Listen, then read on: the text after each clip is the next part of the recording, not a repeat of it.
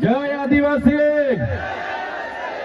जय जोहार, उल गुलान, उल गुलान, उल गुलान। जिंदाबाद बोलो, जिंदाबाद। पाछळवाळा भाईओ भूख लागी छे के શું? થાકી ગયા કે શું? ઉલ ગુલાન, ઉલ ગુલાન, ઉલ ગુલાન।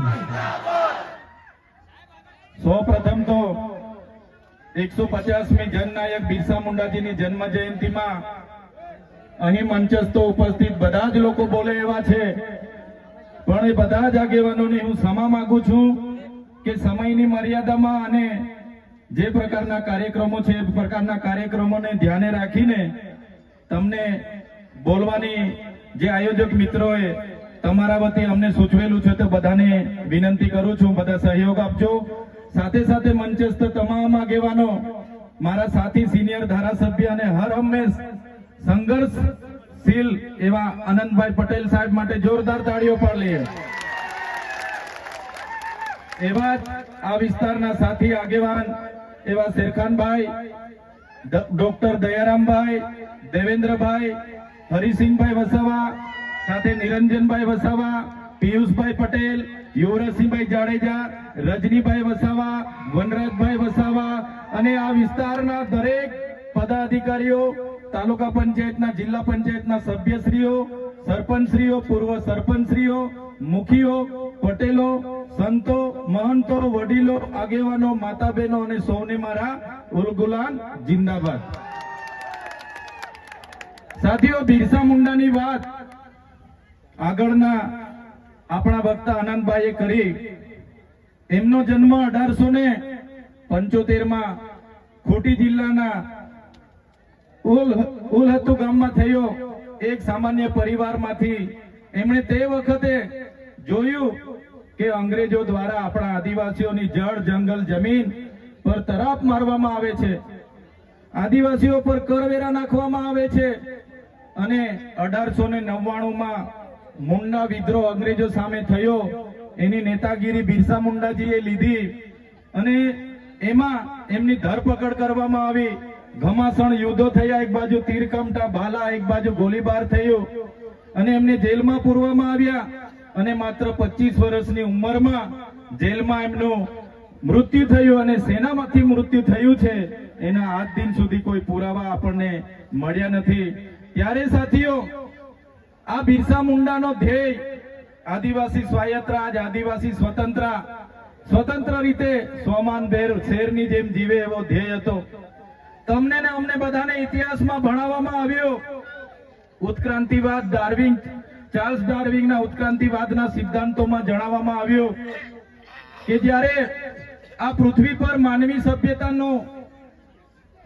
સભ્યતાનું ઉત્પન્ન થયું ત્યારે આદિમાનવ તરીકે સૌપ્રથમ પૃથ્વી પર આદિવાસીઓ આવ્યા।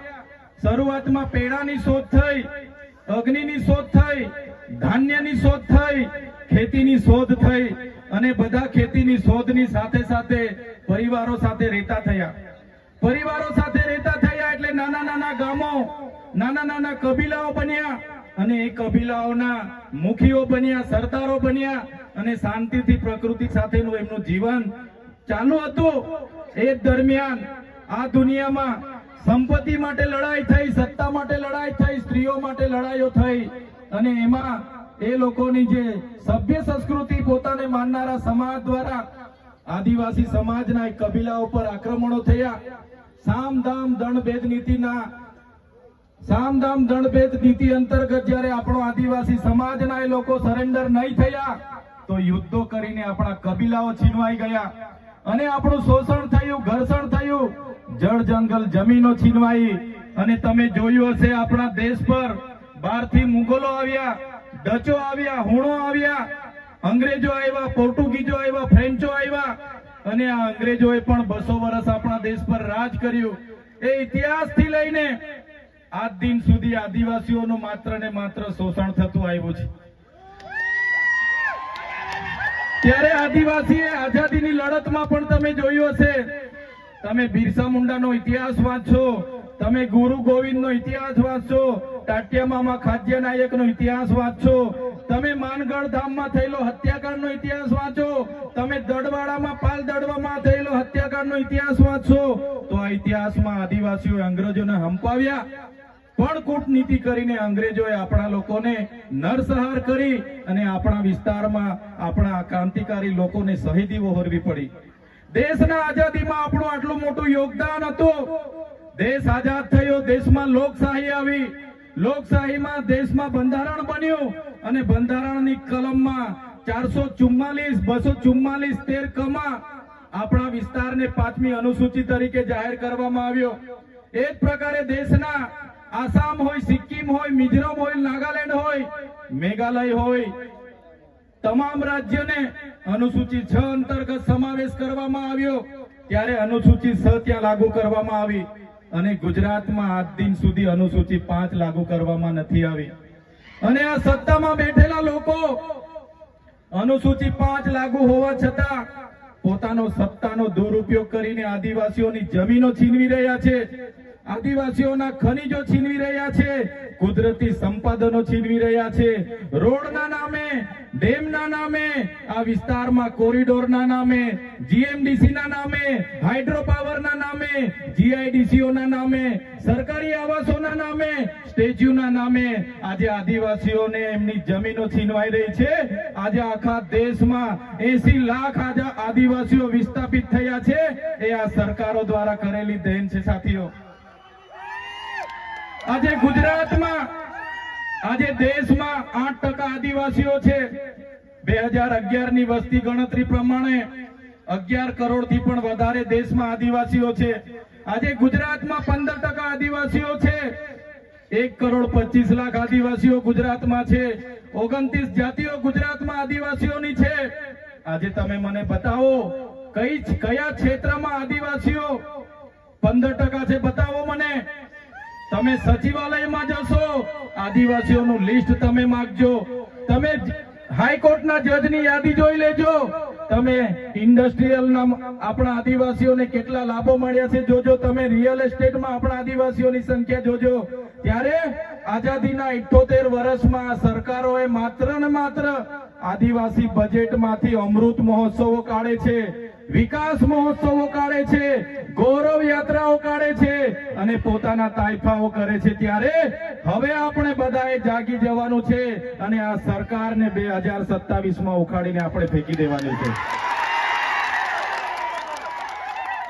સાથીઓ, અમે 4 વર્ષ પહેલા જનનાયક બિરસા મુંડાજીની પ્રતિમા ડેડિયાપાડામાં સ્થાપના કરતા હતા અને એમના વિચારોને ઉજાગર કરવા માટે, એમના વિચારોમાંથી આવનારી પેઢી પ્રેરણા લે માટે અમે ત્યાં પ્રતિમા સ્થાપિત કરતા હતા.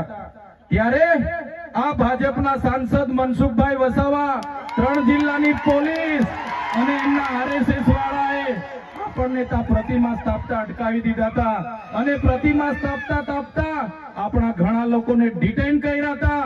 3 જિલ્લાની પોલીસ અમને પકડવા માટે આવી હતી, છતાં આપણે એમનાથી ડર્યા નથી અને બિરસા મુંડાની પ્રતિમા ડેડિયાપાડામાં સ્થાપિત કરી.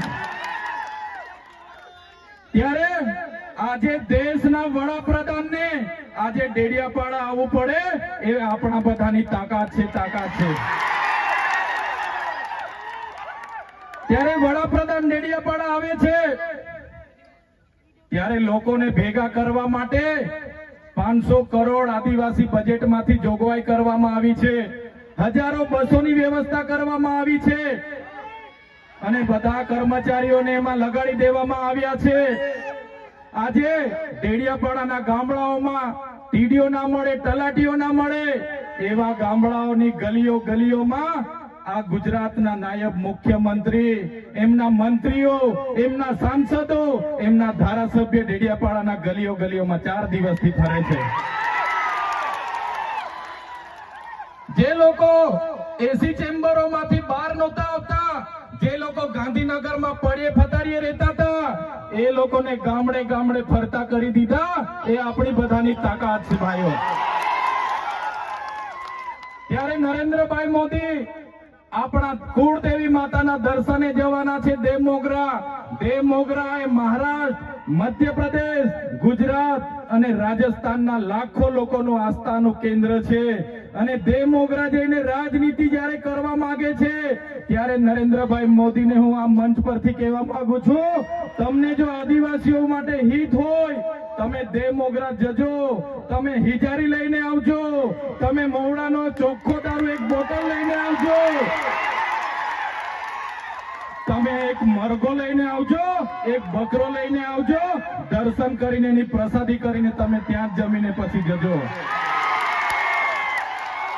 ત્યારે અમે માનીશું કે તમે આદિવાસીઓના હિતેચ્છુ છો.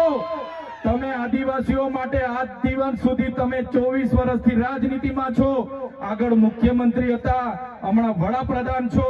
આદિવાસીઓ આજે શિક્ષક માટે આંદોલન કરે છે, શાળા માટે આંદોલન કરે છે, નર્મદાના પાણી માટે આંદોલન કરે છે, પોતાની જમીનો બચાવવા આંદોલન કરે છે, જીએમડીસીઓ હટાવવા આંદોલન કરે છે, જીઆઈડીસીઓમાં રોજગાર માટે આંદોલન કરે છે. ત્યારે નરેન્દ્રભાઈ મોદીજીને કહેવા માંગુ છું, હવે અમે લડેંગે, જીતેંગે, જિંદાબાદ, મુર્દાબાદ આવેદન નિવેદન કરવા માંગતા નથી. હવે અમે લડવા માંગતા નથી.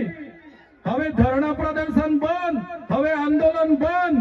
જો અમારી 5મી અનુસૂચિ, જો અમારા પૈસા એક, જો અમારી અનામત, જો અમારી 73 એની જમીનોને આવનાર દિવસોમાં જીએમડીસી ના નામે માગશો, માલસામોટ પ્રોજેક્ટના નામે માગશો, હાઇડ્રો પ્રોજેક્ટના નામે માગશો, અણુ મથકના નામે માગશો, તો અમે આંદોલન નથી કરવાના, અમે નેપાળવાળી કરવા માટે ગાંધીનગર આવવાના છે.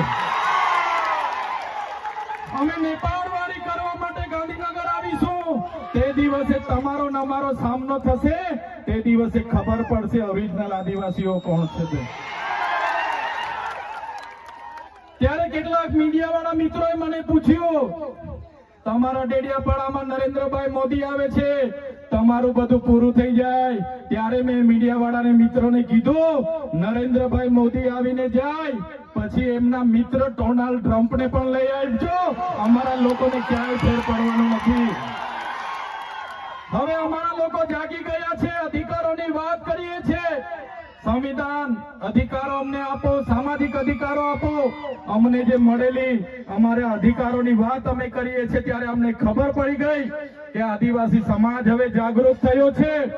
ત્યારે બિરસા મુંડાના રથ જ્યારે લઈને ફર્યા, એમના મંત્રી તંત્રી મારું નામ લઈને મને ગાળ બોલે કે પેલો ચૈતર વસાવો અહીંયા આવે છે, આમ કરે છે, તેમ કરે છે, ફલાણું કરે છે, ઢીકડું કરે છે.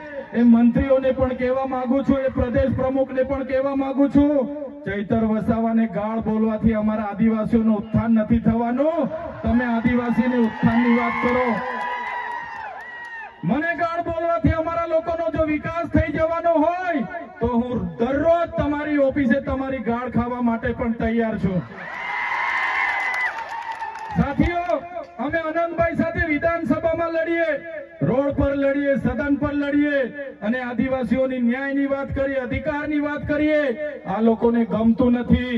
અનંતભાઈ પર અનેક કેસ થાય, મારા પર અનેક કેસ થાય, અમને જેલોમાં નાખવામાં આવે, પણ અમે આ સરકારની જેલોથી અમે ડરવા વાળા લોકો નથી, અમે લડવા વાળા લોકો છે. સાથીઓ, મંચ પરથી કહેવા માંગીએ છીએ, આ ચૈતર વસાવાને, અનંત વસાવાને જ્યારે સમાજની જરૂર પડશે, અમે આ ધડ ધરવા માટે પણ તમારી સાથે તૈયાર છે. આ ધડ ધરવા માટે પણ અમે સમાજ માટે તૈયાર છે. એક ગુજરાતના મુખ્યમંત્રી ભૂપેન્દ્રભાઈ પટેલ, એક ગુજરાતના ઉપમુખ્યમંત્રી હર્ષભાઈ સંઘવીની પોલીસમાં પાણી નથી કે આ ચૈતર વસાવા અનંત પટેલને એરેસ્ટ કરી શકે. ત્યારે સાથીઓ, જાગવાની જરૂર છે. આગળ ડોક્ટર સાહેબે કીધું, આપણી જે મૂળ સંસ્કૃતિ છે આપણે ભૂલી ચાલ્યા. આપણો નંદરિયો દેવ, આપણો ગામનો હિમાલયો દેવ, આપણો વાઘ દેવ, ગોવાળ દેવ, આપણો કાળિયો ભૂત, આપણે ધરતી માતાને પૂજનારા, આપણે નદી નાળાને પૂજનારા, આપણે ચંદ્ર અને સૂર્યને પૂજનારા, આપણે પ્રકૃતિના પૂજક તરીકે છે. ત્યારે જન્મ મરણની વિધિ, લગ્નની વિધિ આપણે ભૂલી ચાલ્યા છે. ત્યારે આજે આ લોકો આપણા પર જાતિનો દાખલો માંગે છે, પુરાવા માંગે છે. ભણેલા છોકરાઓને પૂછી લો. સાથીઓ, જે આપણી રીત પરંપરાઓ છે, આપણો જે પહેરવેશ છે, આપણા પૂર્વજો આઝાદી પહેલા ઓળખી કાઢતા હતા. ગોરા અંગ્રેજો આવ્યા, એમના પહેરવેશ એમની બોલી પરથી આપણા પૂર્વજો જાણી ગયા કે આપણા દુશ્મન છે. આજે તો આપણે એ લોકોની સંસ્કૃતિ અપનાવતા થઈ ગયા, એ લોકોના પેન્ટ શર્ટ પહેરતા થઈ ગયા, એ લોકોના જીન ટી શર્ટ પહેરતા થઈ ગયા, એ લોકોના બૂટ સૂટ આપણે પહેરતા થઈ ગયા. આપણી બહેનો પણ આજે પંજાબી પહેરતી થઈ ગઈ, ડ્રેસ પહેરતા થઈ ગયા, ચણિયા ચોરી પહેરતી થઈ ગઈ, જીન શર્ટ ટી શર્ટ પહેરતા થઈ ગયા. ત્યારે આવનારા દિવસોમાં આપણો દુશ્મન કોણ છે તે આપણને ખબર પડવાની.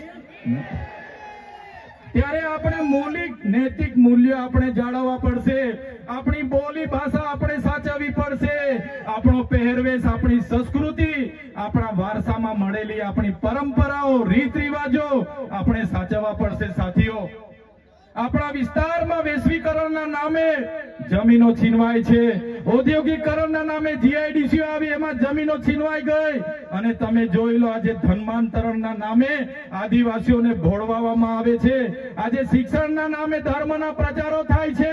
ત્યારે મારા આદિવાસી સાથીઓને કહેવા માંગુ છું, જે દિવસે આપણે આજે આદિવાસી તરીકે મટી જઈશું તે દિવસે આપણું અનામત પણ આપણને મળવાનું નથી, તે દિવસે આપણે જમીનો પણ બચાવી નથી શકવાના, સંવિધાને આપેલી જળ જંગલ જમીન પરના અધિકારો પણ નથી બચાવી શકવાના.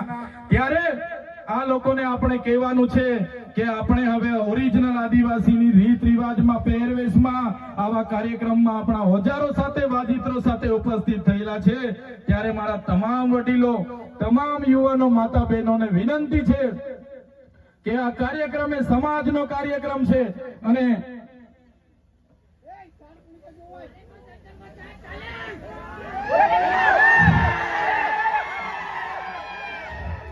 આજનો આ કાર્યક્રમ એ આપણી સમાજની તમે એકતા બતાવી છે.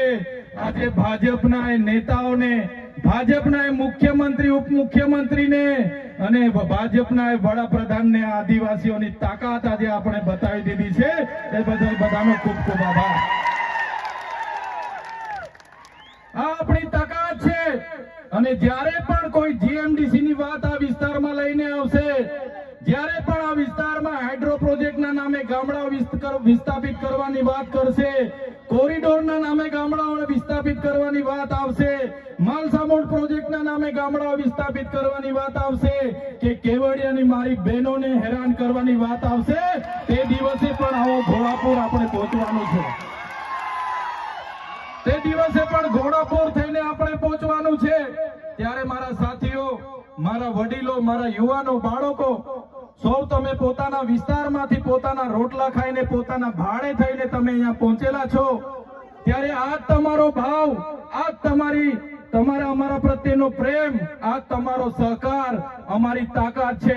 આજે અનંતભાઈ અને હું જ્યારે આવડી મોટી સરકાર સામે લડતા હોય, આ સરકાર પર પોલીસ છે, આર્મી છે, એમના કલેક્ટર છે, એમના એસપી છે, એમની કોર્ટો છે, એમનું તંત્ર છે, યંત્ર છે, મંત્ર છે, પણ અમારી સાથે અમારી જનતા છે. એ લોકો અમને ક્યારે કાઢી નહીં શકે.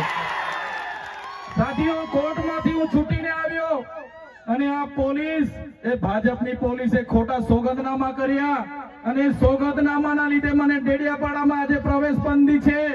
અને હું રાજપીપળા રેમ છું, ત્યાં પણ કેટલાક પોલીસ અધિકારીઓને ભાજપના નેતાઓ કહે છે કે આને નર્મદામાંથી પણ બહાર કાઢો. ત્યારે નેતાઓને હું કહેવા માંગુ છું, તમે મને ડેડિયાપાડામાંથી બહાર કાઢશો, તમે મને નર્મદામાંથી બહાર કાઢશો, અમે અમારા લોકોના દિલમાં વસેલા છે, ત્યાંથી ક્યારે બહાર નથી કાઢી શકવાના. અમે અમારા લોકોના દિલમાં વસેલા છે, ત્યાંથી કોઈની તાકાત નથી કે અમને તેમાંથી બહાર કાઢી શકે. ત્યારે સાથીઓ, હમણાં આપણો બધાનો વિરોધ જોઈને, આપણી બધાની કામગીરી જોઈને આ લોકોએ હમણાં મંત્રીમંડળ બદલ્યું, બધા મંત્રીઓને બદલી કાઢ્યા. આપણા વિસ્તારમાં પણ 4 રબર સ્ટેમ્પ મંત્રીઓને રાખી દીધા છે. ત્યારે આ સરકારને કહેવા માંગીએ છીએ, ભેંસ દૂધ ઓછું આપે તો ત્યારે ભેંસના ખીલા બદલવાથી દૂધ વધતું, ભેંસ દૂધ ઓછું આપે એના ખીલા બદલવાથી ભેંસનું દૂધ વધતું. આવનારા દિવસોમાં સરકારને કહીએ છે, મંત્રીઓ બદલવાથી અમારો કોઈ વિકાસ થવાનો નથી. 2027માં અમે સરકાર બદલી દેવાના છે. બદલી દેશું ને આપણે? તૈયાર છો બધા?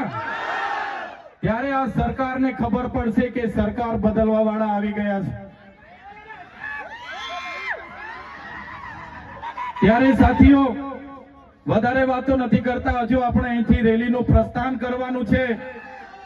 આજે વડાપ્રધાન નરેન્દ્રભાઈ મોદીજી ડેડિયાપાડામાં આવે છે એમ કરીને પરવાનગી તો માંગવાની હોતી નથી અમારે, છતાં પોલીસ વિભાગ અને વહીવટી તંત્ર દ્વારા કહેવામાં આવ્યું કે જેમ બને તેમ પ્રોગ્રામ પતાવજો.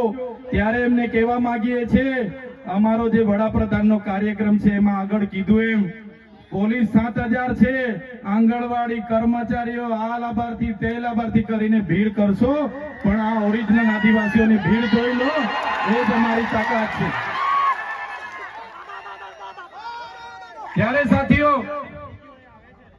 ભગવાન બિરસા મુંડાની જે ઉપદેશો હતા, એમના જે વિચારો હતા, એમણે પોતાનું 25 વર્ષમાં પોતાનું જીવન આપણા માટે સમર્પિત કરી દીધું. આપણે બધા એમના વિચારો ઉપદેશો અહીંથી લઈને જઈશું. આપણી અસ્મિતા બચે, આપણી સંસ્કૃતિ બચે, આપણા રૂઢિ પરંપરા બચે, આપણા નૈતિક મૂલ્ય બચે, એ સૌની જવાબદારી છે. સાથે સાથે ઘણા યુવા વર્ગ અહીંથી મને સાંભળે છે, એ યુવા વર્ગને પણ હું અપીલ કરું છું, તમારો આ સમય તમારો કેરિયર બનાવવાનો છે. વ્યસન અને ફેશનને હાલ પૂરતા સાઈડ પર મૂકી દેજો.